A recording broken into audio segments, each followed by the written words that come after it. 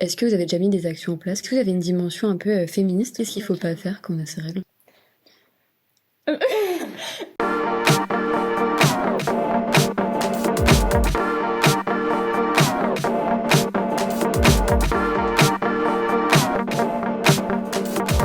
Papote, papote. Donc bonjour à toutes, bonjour mesdames. Bonjour. Merci de venir dans ce nouveau podcast. Aujourd'hui, on va parler de précarité menstruelle et on est avec deux étudiantes. Ah oui. Donc moi je suis Manon Meurice, je suis à l'ISCOM, je suis en deuxième année et je fais partie de l'asso One Drop en pôle com. Mais en vrai tout le monde s'occupe un peu de tout, on n'a pas un pôle en particulier qu'on voit. Et moi c'est Victoire, du coup je suis en première année, donc j'ai rejoint l'association en début d'année. Donc je compte bien la faire évoluer, donc voilà. Et on sera avec Vanda qui va avec moi co-présider et co-animer ce petit podcast. Bonjour. Trop bien. Dans les premières questions, c'est quoi One Drop et qu'est-ce que vous faites là-bas concrètement? Bah du coup One Drop c'est une association qui a été créée par les troisième années actuellement. Donc du coup moi en deuxième année prendre la reprise avec mes copines et tout. Et avant c'était plus sur la précarité menstruelle, mais maintenant c'est plus fixé santé féminine, donc c'est beaucoup plus large. Parce qu'on trouvait que précarité menstruelle c'était assez petit comme sujet, et maintenant on trouvait ça intéressant de voir plein de sujets hyper larges. Ouais, c'est ça, de développer un peu plus les choses. La précarité menstruelle, c'est encore un sujet tabou. Quels sont pour vous les principaux défis rencontrés par les femmes aujourd'hui? Je dirais tout d'abord le prix, mine de rien, des protections hygiéniques, tout ça, ça reste encore très cher. Et en tant qu'étudiante, on n'a pas forcément les moyens de mettre un budget énorme dans ça. Après, les gens qui sont touchés par la précarité menstruelle, c'est aussi les personnes sans abri.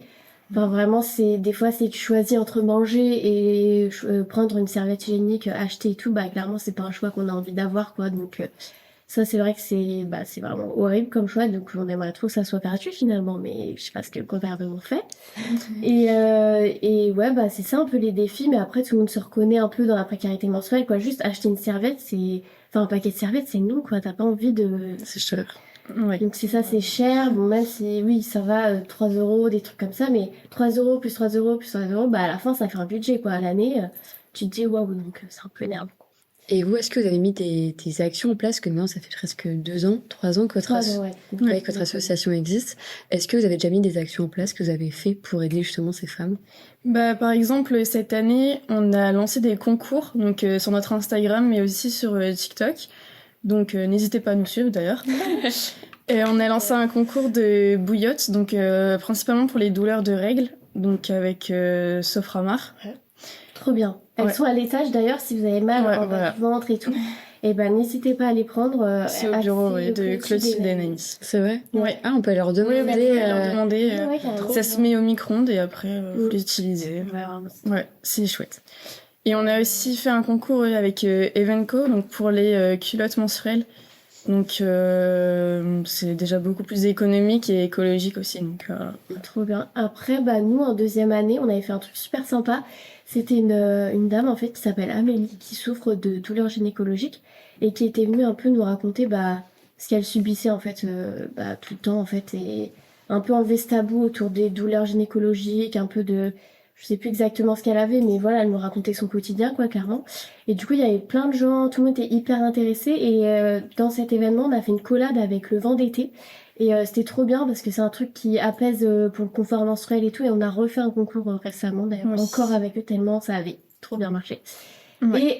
Et voilà. Non, franchement, c'était trop cool cet événement parce que on a posé des questions, on a découvert des trucs trop bien. Enfin, trop bien, non, mais voilà, des trucs, quoi. Et non, donc voilà, c'était super. Après, on fait des petites bandes de crêpes pour justement rapporter de l'argent. Oui. On a fait une maraude aussi. Vous étiez pas là? Non, c'était l'année dernière. Ah ouais, c'était l'année dernière. On avait fait une maraude avec plusieurs assos iscomiennes. Une asso pour les animaux et tout, donc ils avaient des croquettes, tout ça. Ensuite, nous, du coup, on avait les serviettes hygiéniques, tampons, tout ça. Et une autre asso qui donnait de la nourriture. Et du coup, on donnait des petits lots comme ça. On avait donné aux femmes et tout. Et il y a une femme, même, elle était en mode merci et tout. C'était hyper touchant, vraiment. J'adore ce moment. Voilà. Et est-ce que vous n'avez pas aussi un rôle de sensibiliser un peu la jeunesse, qu'elle soit dans l'école, mais aussi ailleurs, parce que c'est quand même un sujet qui est relativement tabou, encore aujourd'hui. enfin, que ce soit les règles et même la précarité menstruelle en elle-même. Ouais. Est-ce que vous essayez à travers vos réseaux sociaux, etc., de parler de ça?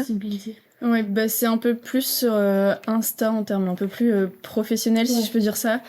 Où on essaie de mettre en avant du coup le dernier post c'est sur les do et les don't.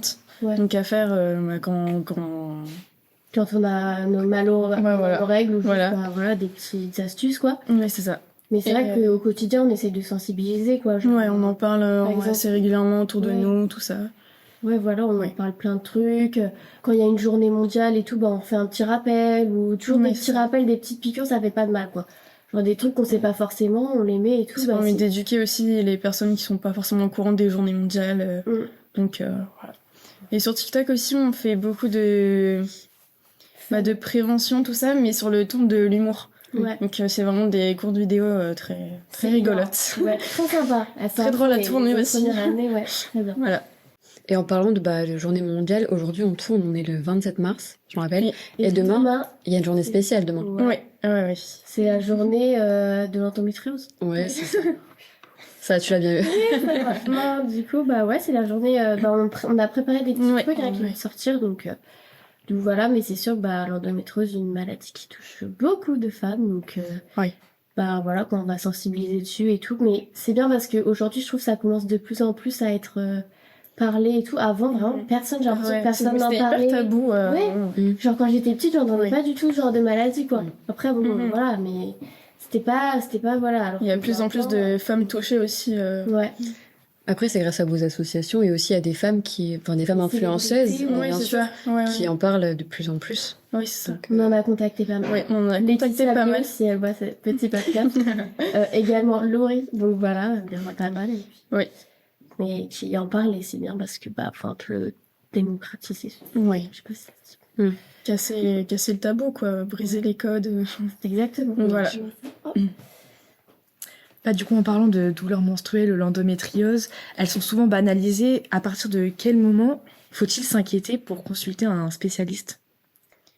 Déjà, juste en fait, il y a des fois, on peut avoir mal au ventre et tout, genre les premiers jours de règles et tout, genre ça vas-y, ça peut... Ouais, c'est normal, voilà. Ça arrive un peu à tout le monde. Mais en fait, à un moment où ça persiste et tout, genre faut se dire, normalement, c'est pas normal d'avoir tout le temps mal et tout, t'es là, t'es vraiment pas bien. Et puis ça persiste et que ça t'empêche aussi de faire des choses. Ouais. Genre si tu peux pas te lever de ton lit, contraignant, si tu peux pas sortir de chez toi parce que t'es plié en deux dans ton lit, là ça devient un peu important. Il y a plein de symptômes après qui alertent aussi, quoi. Ça peut être des douleurs, des problèmes digestifs, ça peut être l'abondance. Oui, à la tête aussi. La tête, des nausées, des douleurs pendant les rapports sexuels aussi. Ah oui. Plein de choses en fait qui peuvent alerter aussi le fait d'aller consulter, parce que c'est pas normal. Voilà. Et tout à l'heure, vous nous parliez donc d'un post que vous avez fait sur les do et les don't à ne pas faire quand on a ses règles. Est-ce que vous pouvez nous en parler un peu plus? Qu'est-ce qu'il faut pas faire quand on a ses règles? Déjà, ce serait plus du sport, mais yoga, méditation, vraiment, ça peut soulager vraiment une personne qui a des douleurs. Parce que le stress, en vrai, pas hyper bon pour les règles et tout. Enfin, même pour l'endométriose, tout ça. Après, je sais qu'aussi, un truc que moi, je savais pas du tout, j'étais choquée, mais genre se raser pendant les règles, ça fait trop mal. Ouais. Ça fait plus mal. Il faut pas le faire. Non. Ouais, genre même un petit poil ici, mais tu vas avoir mal. Tu l'enlèves, ça te fait genre plus mal que quand t'as pas ta règle. Ouais, la peau, elle est plus sensible. Parce que le poil est plus long. Voilà. Ah, je savais pas du tout. On apprend des choses. Ouais. Mais tout est très sensible quand on a nos règles. Quand même, je sais que les seins deviennent nettement plus sensibles et le moindre coup... les hormones, tout ça. C'est chaud, ça devient... ça fait mal partout, quoi. Et on peut se poser des questions parce que du coup, aujourd'hui, on est face à des femmes qui peuvent avoir des règles très douloureuses et qui doivent quand même continuer à vivre derrière et vivre normalement. Et ces petites astuces, Après, l'alimentation aussi, je sais que ça joue beaucoup. Donc, il faut éviter les aliments transformés de base. Genre tout ce qui est fast-food, chips, alcool, cigarettes, tout ça, on évite au maximum. Mais par contre, tout ce qui est à base d'oméga 3, tout ça, c'est hyper important d'en prendre. Ça ajoute du fer, tout ça, donc... Se lever tard. Non, se coucher tard. Se coucher tard, oui. Se coucher tard. Voilà, se coucher tard. Ça dérègle un peu quelque chose dans le corps, c'est ça? En fait, bien dormir, c'est un peu la base. Genre, vraiment, c'est d'avoir besoin de sommeil et tout quand t'as mal pendant tes règles, des trucs comme ça. En fait, tu augmentes ta chance d'avoir moins mal en dormant moins tard ou des trucs comme ça. Voilà. C'est des petits trucs au quotidien à faire, voilà, et puis ça peut peut-être améliorer les douleurs. En dehors de la précarité menstruelle, vous parlez d'autres aspects du bien-être féminin. Et c'est quels aspects que vous abordez dans vos actions? Bah, En soi, un peu de tout. ouais. Ça reste large. Bah, en fait, dans le bien-être, voilà, par exemple, les petits tips qu'on donne au quotidien Ouais, et tout, c'est c'est ça. pour améliorer le bien-être des femmes, ou même, enfin voilà, on a voulu s'élargir pour un peu plus parler, bah voilà, quoi, qu'elles se reconnaissent, en fait, dans le contenu qu'on propose. Elles se disent, ah bah ça, voilà, ça peut être sympa, ça peut m'aider. Et quand vous parlez de la santé des femmes, ça reste la santé qui est physique ou alors vous abordez aussi un peu plus la santé mentale? Non, là, on travaille un peu sur les deux. Ouais, en Ouais. vrai, bah, On développe un ça peu. file un peu, je trouve, c'est un peu... Oui. Oui, surtout que généralement, on considère qu'on ressent plus les émotions quand on a nos règles. Donc, c'est aussi important d'en parler autour autour de nous et sur nos réseaux. Ouais, bah carrément, bah, en plus, c'est comme bah, quand Amélie, elle est venue, la dame, elle nous disait que elle, avec ses douleurs gynécologiques, elle s'était enfermée sur elle-même, avec son mari, bah voilà, enfin, même s'il l'épaulait beaucoup, enfin voilà, au niveau de leur intimité, enfin, plein de choses comme ça, c'est que ça peut jouer le mental, elle peut être pas bien et, enfin, faut en parler, quoi, c'est pour ça que ça peut jouer, ça peut être triste pour elle. Est-ce que vous avez une dimension un peu féministe dans votre engagement? Bah ouais, carrément. Ouais. En vrai, de toute façon, enfin, au fond, on est tout un peu féministes, c'est normal, quoi. Et puis, bah, enfin, le fait de défendre ça, enfin, c'est sûr que, voilà, on est des femmes et, ouais, avoir ces règles, c'est pas cool, genre, c'est pas hyper cool. C'est pas plaisant. Bah, c'est ça, quoi. Ouais. Du coup, ouais, c'est juste, on a envie de briser les tabous et voilà. Ouais, et... ils sont encore un peu trop souvent Voilà. banalisés, vécus comme quelque chose de pas grave, de pas important, alors qu'au fond, ça l'est quand même. Donc, C'est un peu féministe. ouais. Oui, c'est Ouais. ça serait Ouais, voilà. féministe, quoi, le sujet, c'est vrai. Du coup, on a vu que vous organisez des concours pour permettre aux femmes de gagner du matériel comme des bouillottes ou des culottes menstruelles. Et quel est l'objectif de ces initiatives et qui en bénéficie? Bah, les Mais- étudiants. Oui. Ben, tout le monde peut en bénéficier au final. Vos amis, Oui. tout le monde, quoi. Ouais, parce que c'est vraiment sur nos réseaux sociaux, donc surtout sur Instagram. Donc en fait, toutes les personnes qui peuvent voir la publication peuvent y participer. Donc ouais, tout le monde peut en bénéficier et le but c'est d'offrir des... Bah, Comment je peux pour expliquer des accessoires qui Ouais, permettent voilà, de des soulager les règles. Et puis en Les plus, personnes c'est qui n'ont cool. pas forcément Voilà. le budget en plus pour Ouais. acheter ça ou pour s'offrir ça. Donc Voilà, enfin, des gens, ils testent et tout, ils sont trop contents. ouais, Je crois on qu'il y a une plein fille de qui a- retours positifs Ouais, aussi, voilà. donc ça fait plaisir. Il y a une fille qui a gagné du thé là pour le confort menstruel, elle était trop contente. Ouais. Elle a dit mais ça va soulager, trop bien et tout. Enfin Ouais. vraiment. Enfin voilà, en plus elle va en racheter, ça se trouve, donc c'est top quoi. Enfin, Ouais. ça fait découvrir de nouvelles marques, voilà. Donc top. Et donc, vous avez donc, vos concours, etc. Ils sont donc, possibles pour tout le monde. Tout le monde peut y participer, même en dehors de l'école. Ouais. Et comment vous appréhendez cette idée de précarité menstruelle en dehors de l'école? Parce qu'aujourd'hui, à l'école, on a quand même pas mal de choses. Enfin, pas mal de choses. On a quand même des serviettes, des tampons à disposition. Grâce à vous, maintenant, on a même des bouillottes à l'étage. Et comment vous appréhendez en dehors de l'école? Est-ce que vous faites des actions enfin, en plus des concours, en dehors de l'école? Ben, on avait l'idée comme projet d'intervenir dans des établissements scolaires, donc plus collège, lycée, pour sensibiliser et éduquer les petites filles qui connaissent pas encore tout ça, Ouais. ou elles ont pas forcément l'envie d'en parler à leurs parents, ou leurs parents ont pas forcément le lien hyper fort, donc Mais c'est aussi bien. On sait pas trop si on va le faire parce que, enfin, on préférait peut-être plus mettre des bouillottes à la limite comme nous on a fait à l'ISCOM, mais genre nous sensibiliser, c'est vrai qu'on n'a pas un statut genre de, je sais pas, De professionnel. Voilà, professionnel, donc ça, c'est peut-être un peu délicat pour nous de C'est à dire, une petite échelle. voilà. Donc, Donc plus peut-être mettre des choses à disposition pour les aider que les sensibiliser, mais enfin voilà, on peut aussi mettre un petit papier, voilà, avec des petites infos. ouais. Ça peut être très bien, mais après, bah, de plus en plus dans les collèges et lycées et tout, il y a des distributeurs de serviettes hygiéniques, tout ça, donc ça c'est trop bien, ça serait bien que genre tout le monde le fasse parce que c'est trop cool quoi. Pour qu'ils aient ça à disposition et voilà quoi. Ça dépanne. C'est vrai que même dans les bars et les restos, c'est une pratique qui se développe. Ah ouais? Et j'étais pas au courant. Donc j'étais dans un bar la semaine dernière et j'ai vu qu'il y avait des petits tampons. Et en fait, c'est pas J'étais pas au courant. c'est pas le bar qui les met, c'est les gens qui vont aux toilettes, par exemple, si t'es une femme, Il et a tué dans la boîte. exactement, ils Ah, mettent dans la c'est boîte, Il et avait fait après, ça aussi. en retour, on peut servir. Ouais, c'est Et trop c'est vrai que vous aviez fait ça à un moment donné. Ouais, l'année dernière, on a fait ça, on a mis une boîte et tout, mais en fait, les gens n'avaient pas compris le concept, ils prenaient ce qu'il y avait dedans. Du coup, on a arrêté. Parce qu'ils ont tout pris. Mais à refaire. Ouais, Pourquoi on pas, peut on faire et explique bien comment- ouais. expliquer les règles. Oui, qu'il faut donner et reprendre en fonction de Ouais, si ça. vous avez un besoin ou pas, en fait. Mais c'est Bien trop sûr. bien Voilà. qu'il y ait ça dans les bars, je trouve ça trop cool. Ouais, ça peut sauver une vie. Ouais, sauver une vie. Et un jean. Oui, Et un Ouais, jean. caisse. ouais, carrément. Donc tout à l'heure, on abordait un peu les douleurs liées aux règles, etc. Du fait que des fois, c'était très handicapant, tout simplement pour les femmes, surtout quand elles ont des pathologies. Est-ce que vous savez si le gouvernement essaie de mettre des choses en place, s'il y a vraiment un impact de la société? Bah, ça commence à se développer un peu plus, notamment dans les universités, mais aussi dans les entreprises, tout ça. On met en place un peu plus de... Enfin, le gouvernement met en place un peu plus des congés menstruels, tout ça. Ouais. Donc ça commence un peu à se développer et à évoluer. Je crois qu'il y en a un en Espagne. Il y en a même au Japon, Ouais, en Ouais. fait, il y en a pas Il y en a dans beaucoup de pays, sauf en France. c'est mais- vrai. Et au Japon, c'est depuis En France, 1947. Ah ouais, déjà. Ouais, je 1947, c'est fou. C'est Ah ouais. dingue. Ouais. Ça, par contre, je savais pas du tout. Mais ça date, quoi. Ouais, mais il y a Son beaucoup de précurseur. pays, mais vraiment, il y a beaucoup de pays qui le mettent en place. Nous, la France, on est un peu en retard, mais je crois qu'il y a des entreprises qui essayent quand même Ouais. un peu de Mm. Ouais, faire c'est ça. les choses, quoi. Ouais, non, vraiment, Ouais. de plus en plus. Les universités aussi prennent ça en absence justifiée. Donc, Oui. Bah, en fait, c'est quand même un gros changement parce que je pense qu'il y a beaucoup de femmes qui se sont forcées d'aller en cours, Ouais, pendant des mois. alors On a fait un que TikTok là-dessus. c'est vrai. Il a percé d'ailleurs. Celui-là en plus. Donc, ça veut dire que tout le monde se reconnaît. Mais même en cours de sport, enfin des fois, pas nous obliger, mais ouais, Oui, ah oui, totalement. On Ouais. n'a pas trop le choix en fait. Bah oui. Parce que sinon, ouais. ouais, c'est ça. S'obliger d'aller courir et tout, on a mal au ventre. Non, en fait. ouais, c'est pas possible. T'as juste envie d'être chez toi, dans ton lit. Avec des petits chocolats. Mais Quoi bon, qu'il faut pas manger trop gras Ouais. quand on a nos règles. Voilà. Après, si tu dis à ton prof de sport, oui, j'ai mal au ventre et tout, j'ai vraiment des douleurs de règles et tout, bah.